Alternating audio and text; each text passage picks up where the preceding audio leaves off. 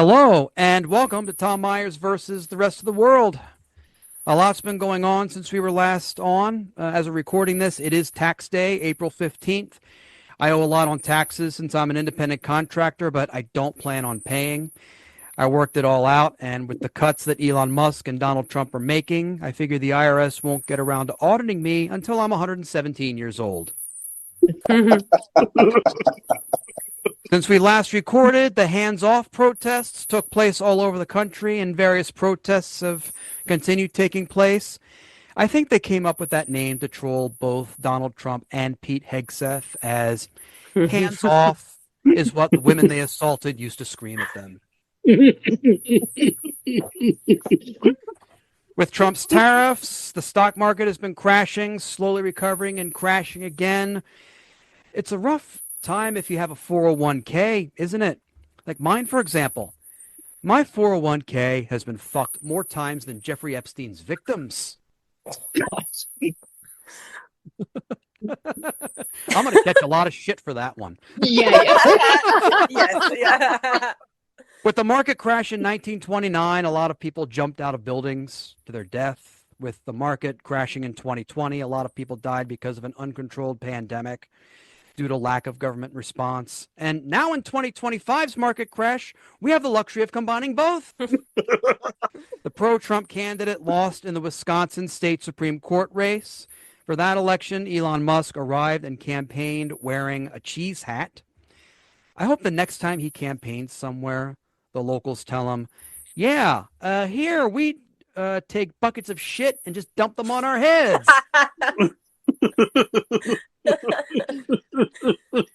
Mehmet Oz is now the administrator for Medicare and Medicaid services.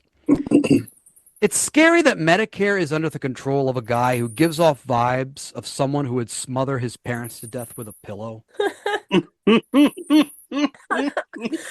Secretary of State Marco Rubio wants to deport people for thoughts they may have about Donald Trump and how they're endangering American values. I use that in air quotes. Under those criteria, we should deport Marco Rubio's parents for harming the country by giving birth to Marco Rubio. President of El Salvador says that he will not release a Maryland man who was deported by the Trump administration and sent to one of their prisons by mistake. You have to give the president of El Salvador credit for doing the impossible, being a bigger dickhead than Donald Trump. A judge ruled that Newsmax defamed Dominion voting systems in their coverage of the 2020 election. It sucks for Newsmax because they were sued for $1.6 billion. I've watched Newsmax, and with their production values, they may be worth $1.6 billion in 25. Mm-hmm. And on that note, on with the show. Joining me to discuss this week's topics are Joshua Postel, Polite Kitty, Jessica Denali, and Reza. Woo! Hey. Everyone, welcome. Josh, Polite, welcome back. Jessica, Reza, welcome to the show. Welcome to what's been described as an insane asylum, even by some of our panelists. Some of which I won't name, but who may be doing the show tonight. So, Are you talking about the show or USA? Both. Yeah, both. Okay, Tom, it's my circus, and I like these monkeys, so we're good. So Jessica, Reza, welcome to you both. I mean, Thank you. what are your various takes on everything that's been going on as of late? I mean, yeah, every time I look at my phone, I want to throw it across the room. There is something terrible happening every couple of seconds, but I think you'll know what I mean. That's kind of what's been going on. Well, you will want to do that very quickly as you get through to this show. Okay, perfect. As you get- Well, my phone isn't actually here. It's charging in the bathroom, so my phone is safe. Yeah, across the room. Well, if you didn't know, I'm the resident therapist on the show. Oh, okay. My mom's a therapist. I was going to say I'll provide services afterwards for those who need it. Oh Lord. Yeah, now with what's going on, I'm looking over my shoulders, just hoping that I don't end up in El Salvador right now. Okay. Sheesh. I don't mean to stereotype Reza, but yeah, maybe. Like I said, this is the reason why I'm looking over my shoulder every single day. I gotta tell you something. Even I've started looking over my shoulder. I'm like, Yeah. based on some of the appearances I put on this show before.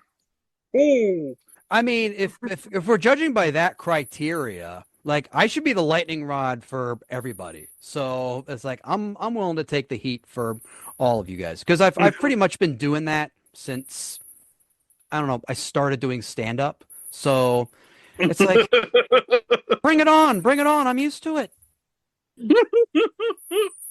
Tom always taking the heat for all of us. If one thing is consistent in the two Trump terms, it's that his administration does not do standard interviews with news sources that hold them to account for their statements and actions. This also applies to their acolytes, such as Georgia Congresswoman Marjorie Taylor Greene, as we can see in this tense exchange with a reporter from the United Kingdom. Yep. Anybody else? Should the Defence Secretary... What country are you? Wait, what country are you from? The UK. Okay, we don't give a crap about your opinion and your reporting. Why don't you go back to your country where you have a major migrant problem? Okay, And you no. You should care about your own borders. Do you care no, about no, American lives being put at risk? Let me tell you something. Do you care about people from your country? What about all the women that are raped by migrants? Do you care No, about by migrants. No, do you care? Okay, you're done. Do you care about not- American lives no, being put at risk? You know what? I don't about care. I service don't. members fighting for your country. I don't care about and your vice fake news. president Do you have a and your relevant defense question? secretary? This is an American journalist. Thank you. I'm an American, and I'd like to hear your answer to what she's asking. I'm not answering her question All right, because I don't care about her network. If you would like to ask, I can Do you answer. have any concerns whatsoever about the complete disregard of operational security from the top level of this administration?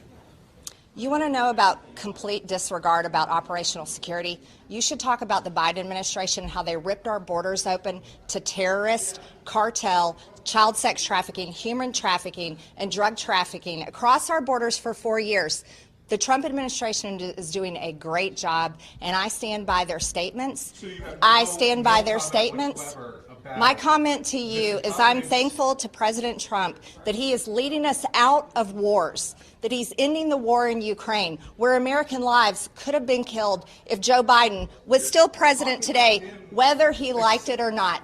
We're talking about NPR and PBS today. We're talking about fake news that was funded with federal funding from American taxpayers. That's what this is about today, not journalists from the UK that should care about a journalist is being vilified for exposing failings in the way that your government conducts itself.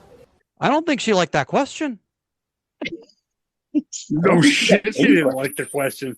Who was just saying it's not cool to be from the UK? I think Marjorie would agree. Yeah, Joshua. I think she would agree. She doesn't think it's cool to be from the UK And that either. entire country would call her a useless Cro-Magnon twat waffle.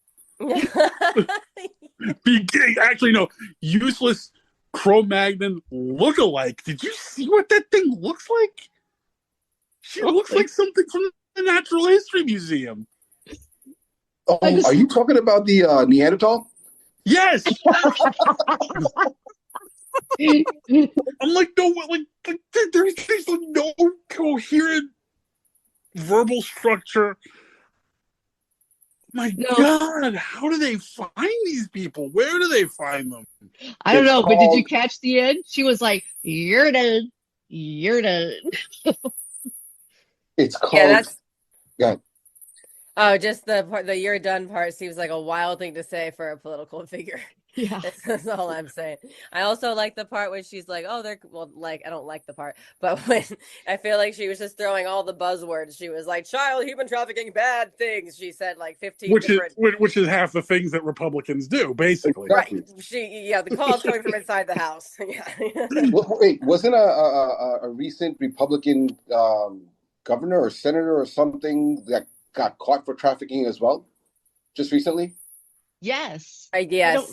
But I don't remember. There's so many that I don't remember the name. Yeah. You pretty much have to go. It's just pretty much all of them. there was the state senator in Minnesota, I think, who went to have a meetup with what he thought was an underage girl, but turned out to be an undercover police officer. So Oh wow. it's like, pot meet kettle, pretty much. Matt Gaetz. Yeah. Because he had to resign. He literally had to resign to That's a real prevent thing. all the Yeah. stuff coming out, because it was gonna be like it was gonna be so much indictable crap that it was gonna be, dude, we can't even cover for you. My goodness. It's a cult. Hashtag not a drag queen. It's accepted that Trump supporters want to take the country back to a time where white men of wealth and high social standing make the calls for this country. This is true in the various legislation they propose in Congress and throughout the various states regarding immigration and voting rights. This also applies to interviews such as this one featuring the conservative married couple influencer team of Josiah David and Isabella Moody in this cringe exchange with progressive podcast host Luke Beasley. Do you actually believe this election would be so much better if women couldn't vote? I think every election. Or is that a joke? No, women should not be voting. Even women in the 1920s largely didn't want. When you look at the women's vote. suffrage movement and what they did, there were literally women who did not want women to get into politics. I'm sure. There are a lot of really But do you incorrect explore women in and the do you world. read about them? Do you read about why? Would you guess as They to why? probably had similar VCR. No, it's because they love their families. They love having Oh, children. please. They want to there focus. it is again. Then be with your family. That's your choice. But why do you insist on making other people's choices for Dude, them? do you know that there's a mass Freedom, baby. Do you know that women voting is not freedom, bro? But by saying women shouldn't vote, and I know this is what you believe, and I don't know if I would ever change your view on this, but it's like the biggest, most simple way to put men and women on such a different Exactly. Value. You're valuing them Exactly. wildly different. And it's still equality. Where in Yes, in it is. reality, of course, women who are part of society, who are equal citizens, who are equal people, should be having a say in their democracy. Democracy is cringe. I mean, she pretty much is so conservative that she just lets her husband do all the talking for her. Hold that thought. Did you see her face? She wanted to slap the shit out of him. Yeah, She went, yeah. She looked like She looked like she wanted to smash him. Rez is right. He wasn't letting her get a word in edgewise. She started talking and then he just interrupted. Yeah. Yeah. If she had the chance, she would have probably smacked the shit out of him. Well, she did say you're an ass. It was like real low, but she did. I thought that's what I heard. Yeah. Because his whole line is, I'm going to put my cock of righteousness in her face and make her pray to Space Bukkake, otherwise known as White Space Jesus. That's cringe, bro. I feel like that dude in the hat is like... I'm just raunchy. That's cringe. That's just cringe. That's these idiots. I'm sorry. I got nothing to say about this idiot. I mean, I can say a lot, but I don't want to say a lot. I mean, this guy's, oh my God. Yeah, you're just when you think they aren't going to be any more offensive than they already have been, you're just like, hold my beer.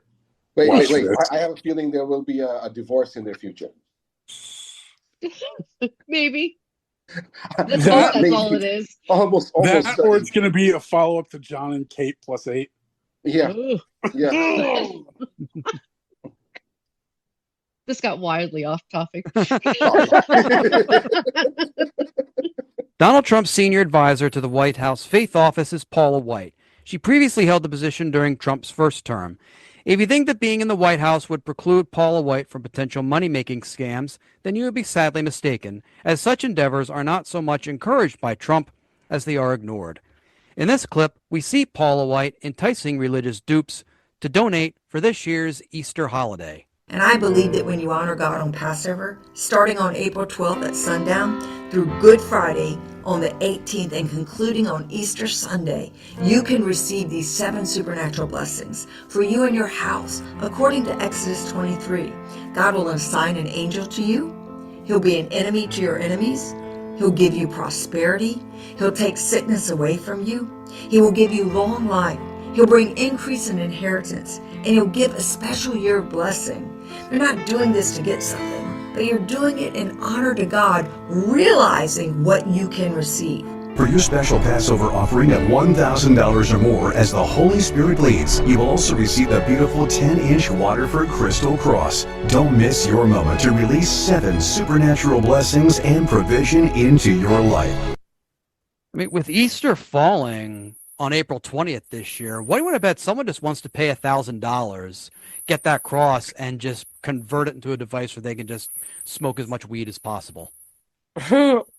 I was confused why isn't Easter and Passover kind of a mashup of holidays? Who was her demographic for that? I was very confused. She's going for like what's known as Christian Zionists, who basically want to support Jews so that they can this whole thing with accelerationism and bring back Jesus to convert the Jews or kill us. It's like, oh, for Pete's sake. Yeah, but you're not anti-Semites, right? Right. Sure. Right. If anything was cringe, it was that video. And the shameless pandering to just. I'm beginning to think I'm in the wrong. I think I'm in the wrong profession. I'm a poor guy, and I'm looking at this. I'm like, shit. If I could just buy myself some Timu Waterford crystals and sell it for $1,000, might as well. I think we just got a new business idea. I'm telling you, this is like the best thing in the world. Like, why do what I do right now? Might as well just go ahead and just peddle religion. Look, you know? I'm a white person, was born female, but let me tell you, we love our crystals, so it's a good demographic. If there's anything at which the media is sufficiently capable, it's giving us fluff pieces to distract us from the major issues of the day, as we can see in this handoff between shows on MSNBC. And I know you look really surprised because I'm wearing a tie you've never seen before. And it's the first time ever use of this tie. We'll never see it again. I actually wasn't aware that I possessed this tie, but there it was. It has a little Latin word inside each one of those symbols there. The word veritas, meaning truth, of course. And this is the one night, it's a one night only appearance of this tie on this program. It is. I get it. It makes me feel a little verklempt. I got it. Mm-hmm. But I know that is not something that you usually billboard in the world about yourself and your past and your upbringing, as it were. I have refused in my lifetime to advertise on my clothing externally anything, any institution other than Harley-Davidson for a certain period of my life.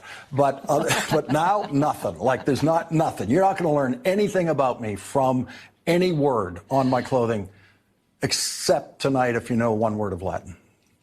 Well done, and I can't wait to hear you talk about it, because this is A, it's a big deal, but B, you really talking about it is going to be freaking fantastic, and I can't wait. Go. Thank you, Rachel. Thank you. I think the truth tie being worn for only one night it's a fitting metaphor for the state of American media, and I'm saying this as a fan of both these two presenters. I was listening to their show as I was preparing for this one, and as soon as I heard that, I had to do one of those surprising little neck things. I'm like why not display something like that, all the time, really, just to stick it to the powers that be. MAGA hats. Yeah, like MAGA hats.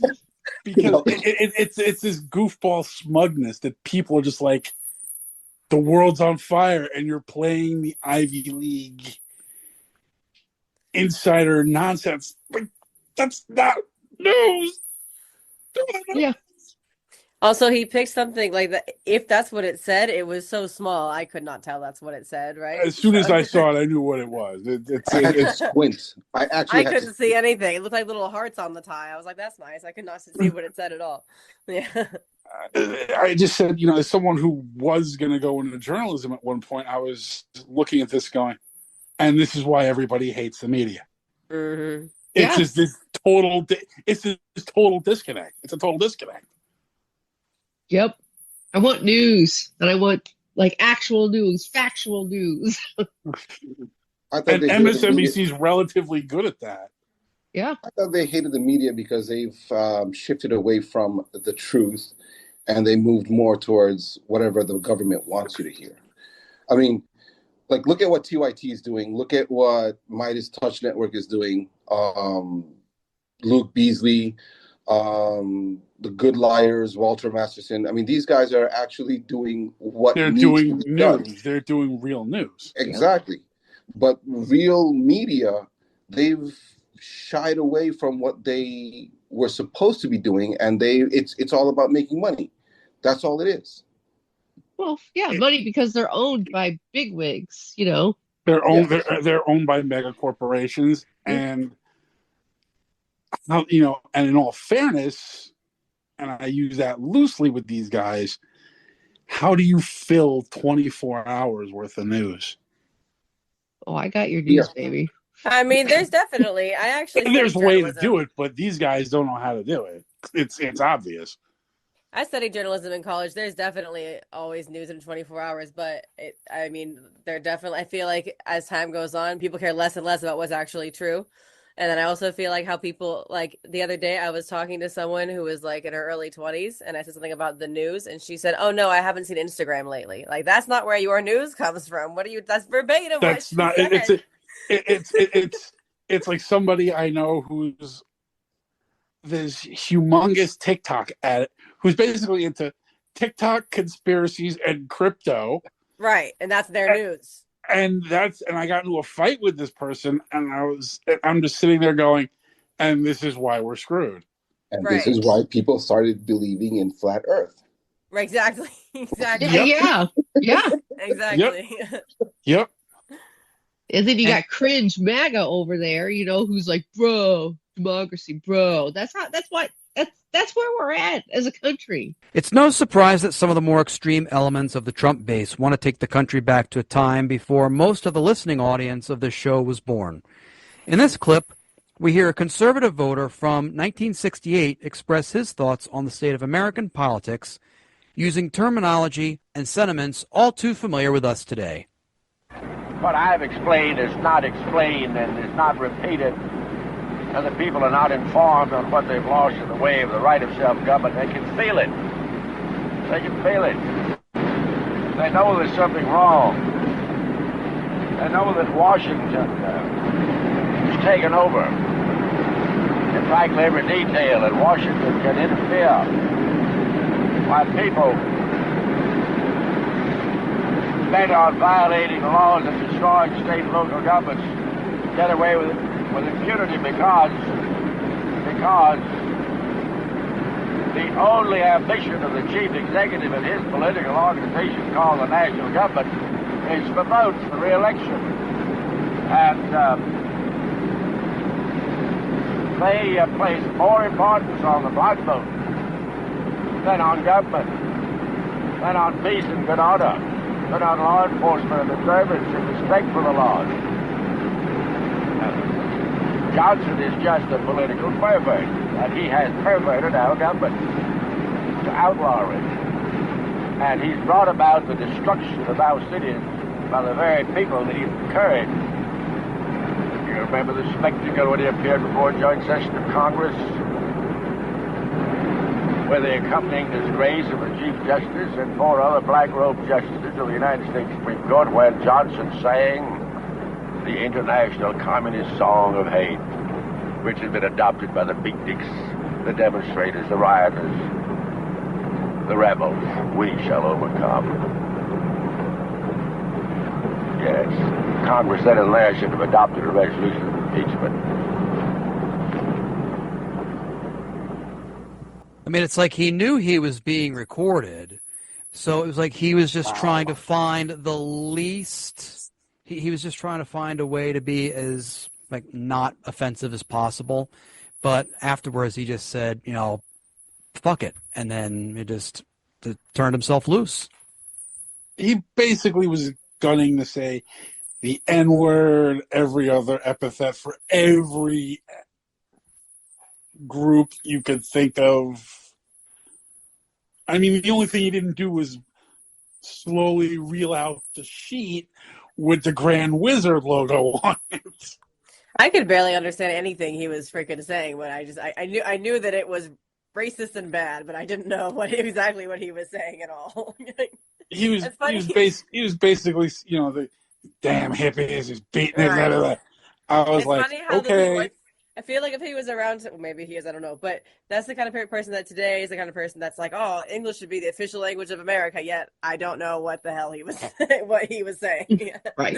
Yeah. I'm sorry. Listening to him, I was thinking of either Boss Hog or Porky's. I don't know why. Yeah. Porky's. Oh. Yeah. Actually, yes. Pretty good. I thought he was Emperor Palpatine. No, Palpatine would have just come out and said things. This guy was trying to obfuscate. Palpatine, especially when he took over, was just like, the galaxy is mine. Why does your impersonation of Palpatine sound like Donald Trump? It was the big reveal. It's a part of Project 2025. That's how things just happen to shape up. And now I'm surprised those guys don't walk around with Sith hoods. Oh, nice. And on that note, that's our show. I want to thank my panel, Joshua Postel, Polite Kitty, Jessica Denali, and Reza. Thank you. Thank you. But before we go, I like to leave you with this final thought. Recently, a Google Street View image showed a man at his car naked wearing only a sock over his junk. That's not the first time I've seen that on my screen, as I always see my reflection while pleasuring myself looking at porn. To get a look at the content on the other side of this heavily divided country, every so often, I spend some time on Rumble. Like YouTube, Rumble is filled with ads that could be eliminated if you pay for their premium service. I refuse to give any more money to such a fascist-pushing outlet. If I wanted to keep spending money on racists, then I would continue to buy Christmas presents for my relatives. At this rate, the only way I would attract more hate online would be if I drew a picture of the Prophet Muhammad. One of the Rumble ads I saw said, "This will make Elon Musk the world's first ever trillionaire." I didn't have to click on the ad to know the answer. Slave labor. Of course, the only people happy about the existence of Rumble, outside the people who regularly watch and enjoy their content, are general managers of AM radio stations who look at Rumble and think, finally, something more racist than our programming. As for me, I try to combat excessive negativity. Yes, it's true. And lack of empathy prevalent in this new country in which we live. Just the other day, I cracked open a fortune cookie and it read, "Patience is the secret to a joyful mood." As someone who has experienced blue balls after multiple dates, I tend to disagree. Another fortune cookie I got said, "Make it your mission to encourage acts of kindness that touch lives." The last time I tried to do that, I got kicked out of my local swingers club. So fuck that noise. Good morning, good afternoon, good luck, and good day, everybody. This episode was written and hosted by Tom Myers with panelists Joshua Postel, Polite Kitty, Jessica Denali, and Reza. Theme music composed and arranged by Jeroen van den Hurck. Executive producers Tom Myers, Aaron Duspiva for Oddly Funny Productions, Matt Connarton for ipmNation, and Eddie Carson for Odyssey Radio.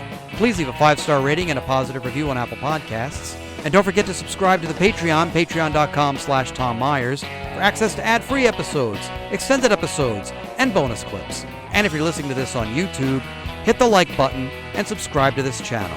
Thank you for listening, and please visit tommyers.us.